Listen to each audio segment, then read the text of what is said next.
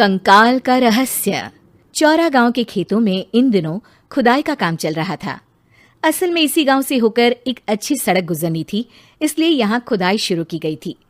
अचानक एक दिन खुदाई करने वाली मशीन से कुछ टकराता है। बाद में जब खोजबीन की जाती है तो वहां से 2 कंकाल मिलते हैं।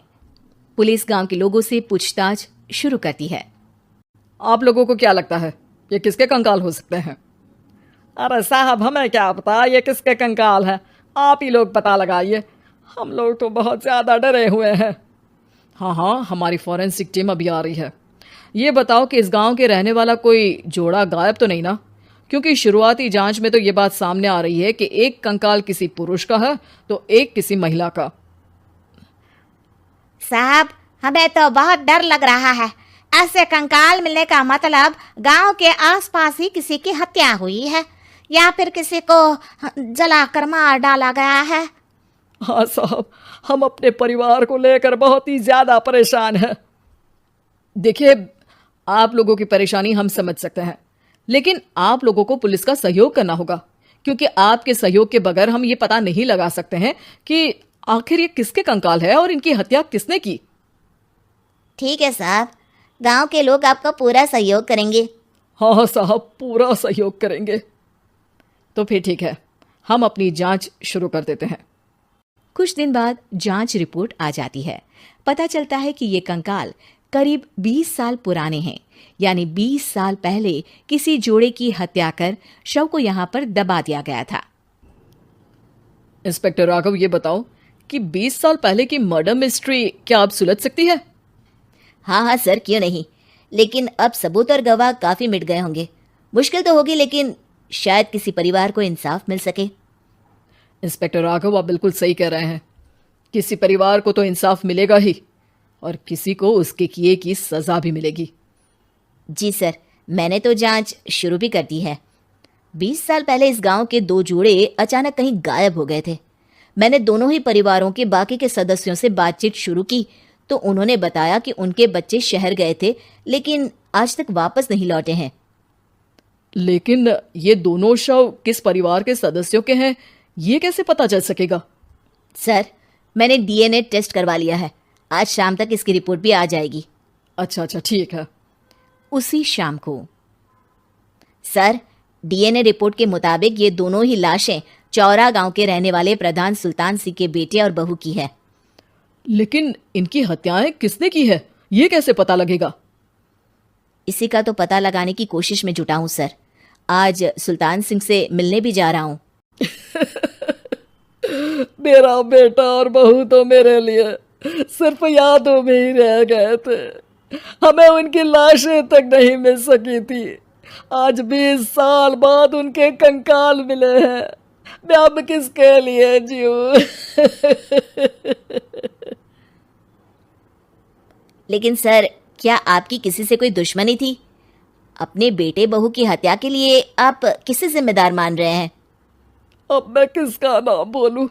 मेरी तो किसी से दुश्मनी नहीं थी, बस मेरे बेटे बहू को कोई वापस ला पाता।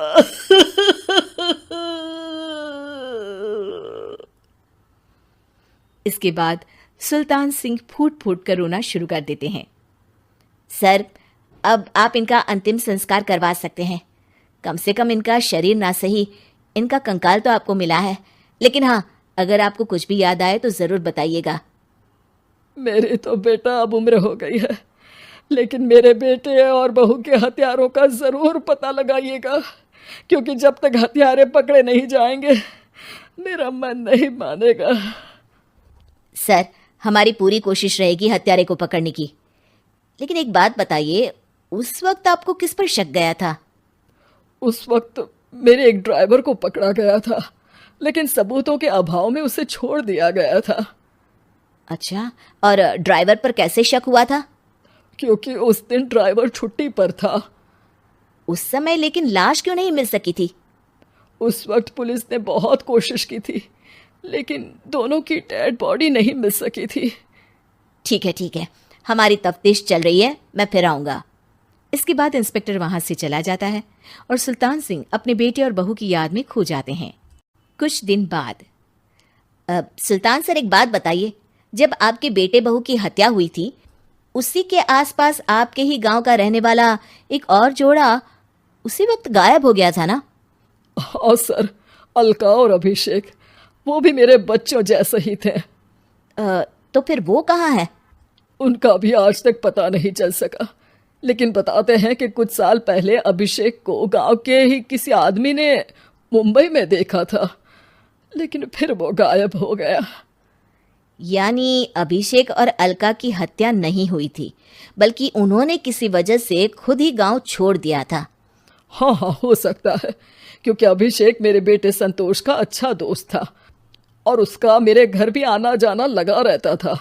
हो सकता है कि उसने मेरे बेटे और बहू के बारे में सुन लिया हो और ये गांव छोड़ दिया हो सकता है। उनके परिवार का कोई अब नहीं रहता क्या इस गांव में? अब तो कोई नहीं रहता। एक चाचा थे, लेकिन उन्होंने भी अपना पुश्तैनी मकान बेच दिया है। वो भी अब कहीं शहर में ही बस गए हैं। ओह, अभिषेक और अलका के बारे में भी पता लगाना होगा।